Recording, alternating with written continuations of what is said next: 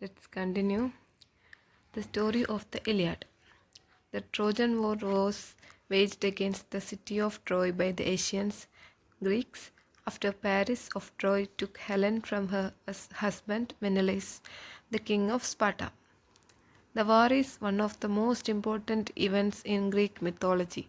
9 years after the start of the Trojan War, the Greek army captures Chryse, a town allied with Troy.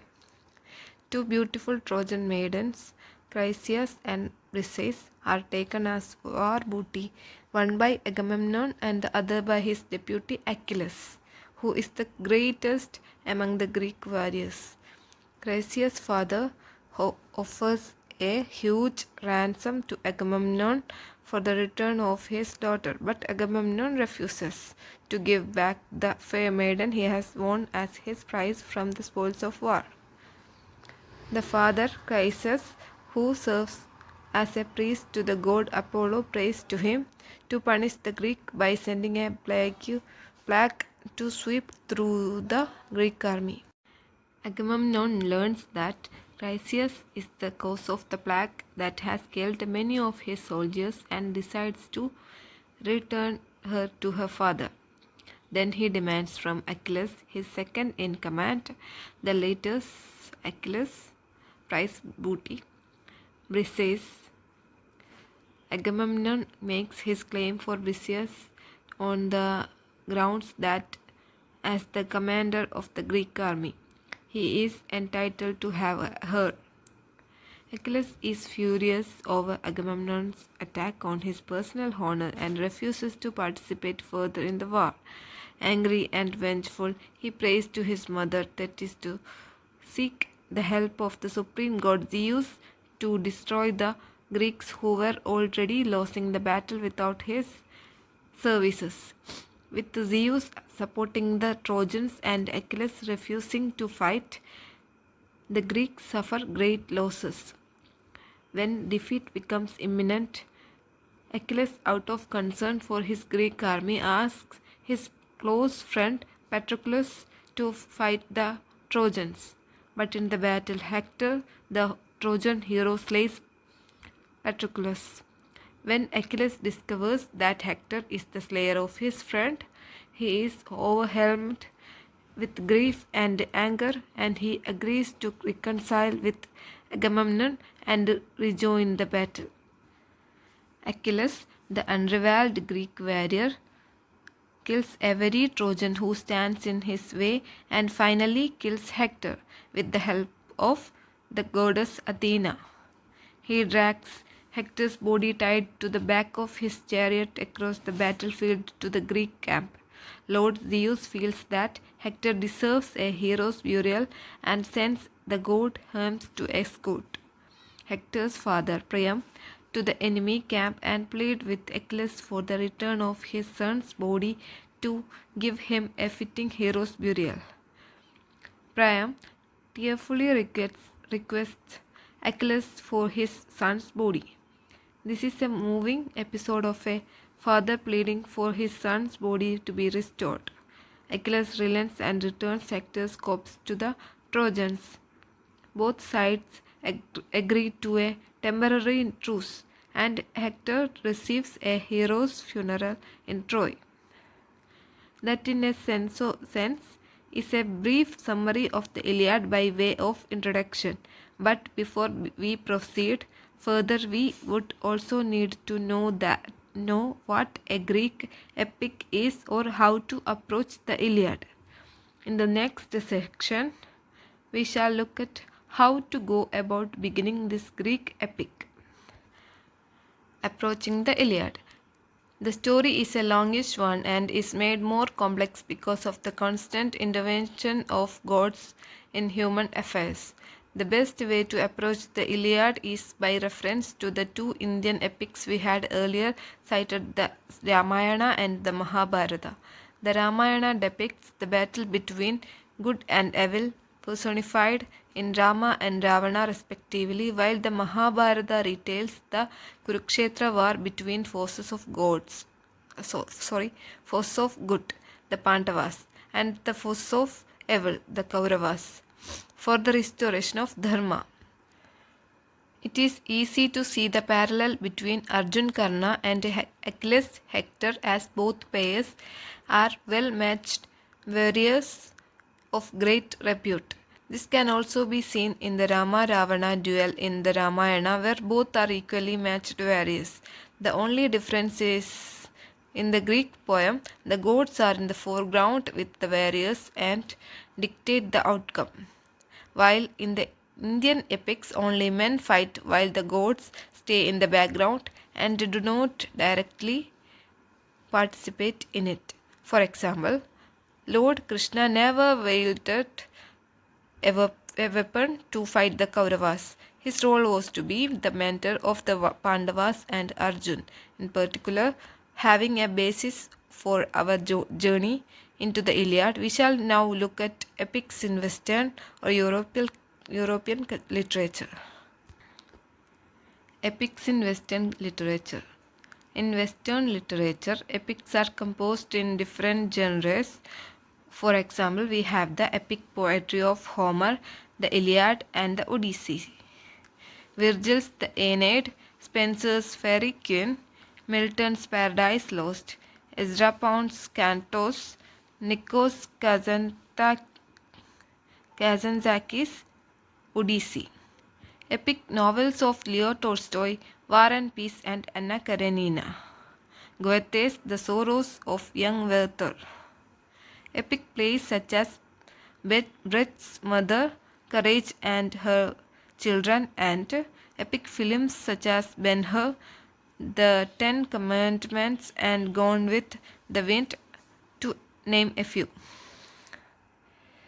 What is common in these writings that we prefix the literary genre, novel, play, and poetry with the term epic? How do we define an epic? These are the basic questions that we should know before we read the Iliad, both as story and as an epic, and that will dealt with in the next section. Definition of an epic. All literatures have a common focus to reveal the essential reality of life, to discover the ultimate truth, and to embrace the unity of the human spirit. Whenever we speak of the classics or the classical canon, we refer to the literature that stays timeless and universal. The Ramayana and the Mahabharata, composed approximately between 1331 BC and 827 BC, continued to have an irresistible appeal for us even today, almost after 3350 years. The epic is one of the classical forms of writing that, according to Klein, enlarges the human spirit and shows the grandeur and sublimity of life. Epic poems are celebrated for their exalted themes and elevated forms of expression. The grandeur of the content is matched by the grandeur of form in which it is expressed. See, Sri Aurobindo, writing about the epic poem, says, "The song of the greatest flight that will reveal from the highest pinnacle and with the largest field of vision the destiny of the human spirit and the presence and ways and purpose of the divinity in man and the universe." Redfield, 1994. All epics follow a similar pattern, extolling human achievement and the essential dignity of man, even in his most trying moments, in a world that is presided over by divinity or the supreme power. C. M. Baura, writing about the epic poet says, each had his own approach, his own solution, and his own doubts and reservations, but because all were concerned with ultimately the same issues and used the same kind of poetical form, their labors belong to a single chapter in the history of the human spirit. Hamner, 2008. From all these statements given above, it can be concluded that an epic celebrates the presence of the divine in the human spirit. Let us look at the Ramayana and the Mahabharata with which we are familiar to elucidate the distinctness of an epic. Simply stated, these two are long poems. The Ramayana has 24,000 verses and the Mahabharata has verses between 8,000 to 24,000 and 1 lakh as per the three different versions given by Vyasa, Vaisampayana and Ugrurava. They depict the heroic deeds of the protagonist, Lord Ram, and the Pandavas, in particular Arjuna guided by Lord Krishna, the Mahabharata. In Mahabharata, these two Indian epics are known as Itihasa, where the word Itihasa splits as Iti-ha-asa and means this verily happened. Therefore, Itihasa or the epic means history as it truly happened. From the above, we conclude that an epic poem is long poem including history, a definition endorsed by the American poet and critic Ezra Pound that depicts the heroic deeds of the protagonist. Yet another aspect of the epic is it is a work of art surpassing the dimensions of realism. Mary McCarthy. Thus, we have the dual relation of an epic to history on the one hand and to everyday reality on the other. What are the chief characteristics of an epic? We would need to be able to identify these characteristics as we are examining an ancient Greek epic in this block. The next section will deal with the characteristic of an epic. Characteristics of an epic. It is clear from the epic stories that they deal with a lofty theme and use exalted language to deal with or describe a larger than life hero and his grand adventure exploits. There are 10 identifiable features of an epic, but it is not necessary that every epic has all the 10 features. Broadly speaking, the following are the attributes of an epic narrative. First, exalted theme dealing with the heroic deeds of a great man, a king, or a leader, or a warrior of exceptional merit. In the other words, an epic celebrates the great deeds of exceptional men. It also deals with the greatness and magnificence of the divine power. We see the interplay of the divine powers and humans in all the epics. In the two Indian epics, we have the Lord's descent to earth as avatar to destroy evil. In the Iliad and the Odyssey, the god intervene in human affairs and determine the fate of humans. 2. An epic is large in scale. The inherent quality of an epic is its expansive or large scale proportion. It was mostly written in verse in the ancient times, though in modern times, epic novels and epic plays have used to prose form. Western epics are either in 12 books or multiples of 12. The Iliad and the Odyssey consists of 24 books each. Virgil's Aeneid is in 12 books. So is Milton's Paradise Lost. Though Spenser in the 17th century intended to write his epic Fairy Queen in 12 books, he completed only 7, but the first 3 books together have 12 cantos, while books 4 to 6 have 12 cantos each. Indian epics do not follow the Western tradition of using 12 as a unit. 3.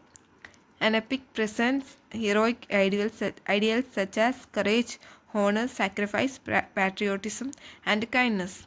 It also gives a clear picture of the social and cultural patterns of contemporary life. Epic language. 4th. Epic language consists of ornamental similes, recurrent epithets, stock phrases, and an expressive style. Classical epics were originally recited and they were oral epics, and hence the use of recurrent phrases in the oral transmission of the poems, as they served as mnemonic aids for both the singer and the audience alike. 5. An epic poet possesses a high degree of imaginative power, what is referred to as poetic inspiration, and an equally high degree of consciousness of technique. 6.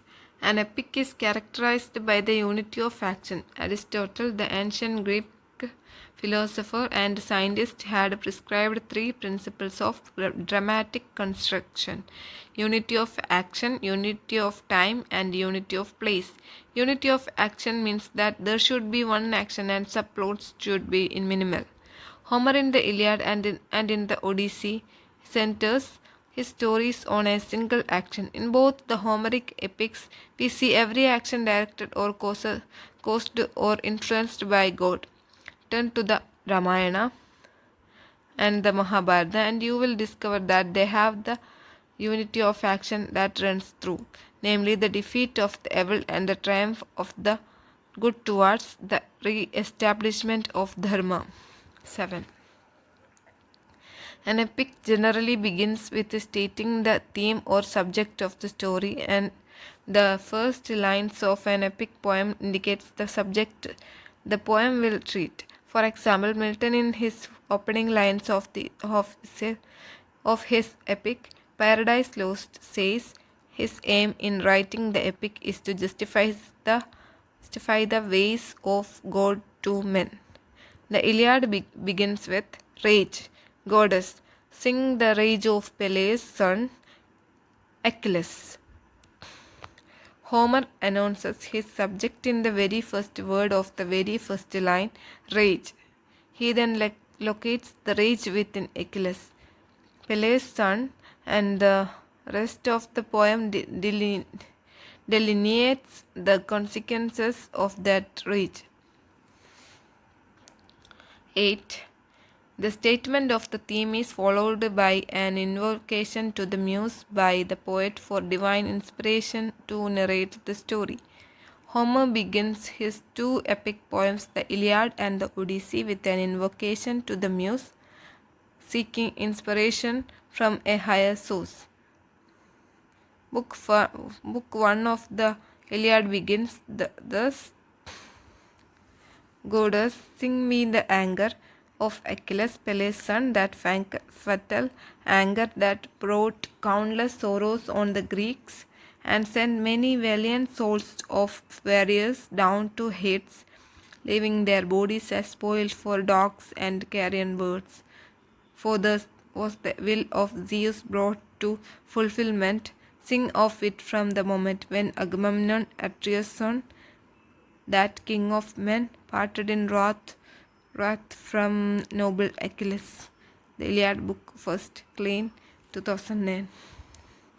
Homer asks the muse to begin the story at the time when Agamemnon and Achilles parted in wrath for the first 9 years out of the 10-year conflict. 9. Epics generally begin in the middle of the story, what is known as media res. The Iliad and the Odyssey both begin in the middle. They move directly forward while the earlier events are presented as flashbacks. The Iliad, after the invocation to the muses, continues. Which of the gods set these two to quarrel? Apollo, the son of Leto and Zeus, angered by the king, brought an evil plague on the army, so that the men were dying, for the son of Atreus had dishonored Chryses, the priest.